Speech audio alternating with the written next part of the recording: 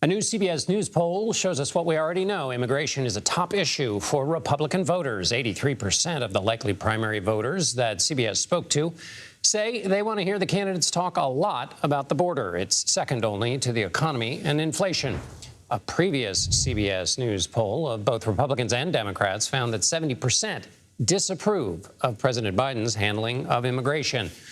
So let's bring in senior White House correspondent Weijia Jiang for more to talk about the policies behind some of these opinions.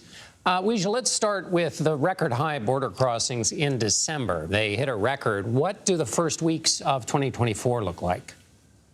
Well, John, that record back in December was about 10,000 migrants crossing the border a day. And when you look at the most recent numbers that we have from yesterday, it was 4,100. So obviously that is a significant decrease that administration officials say is because historically after Christmas in the new year, the numbers tend to drop anyway.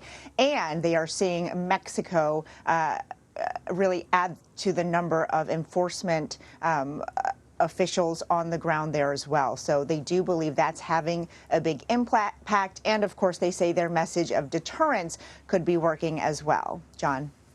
So the Biden administration is in a tussle with Texas authorities over the border on a number of fronts. Tell us what's the latest in that fracas.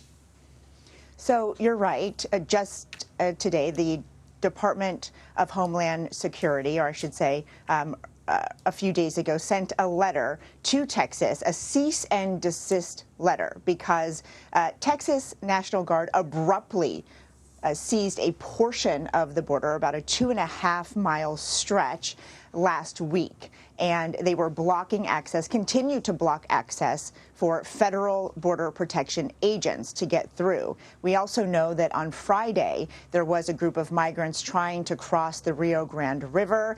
And DHS says those Border Patrol agents requested access. The federal agents tried to get there to intervene and to help because there appeared to be trouble. But then we know that one woman and 2 children died. And so now they are saying that Texas has to immediately stop blocking access because they say it could be a matter of imminent danger for people. But Texas and the governor, Greg Abbott, says that the state has control and authority to control the areas of the southern border that are within the state. So you're right, John, this is a back and forth. DHS has given Texas until Wednesday to comply to the cease and desist letter and to move aside. And if that does not happen, they say they will refer the matter to the Justice Department to take appropriate action. But this is just the latest in a string of things Texas has done because they say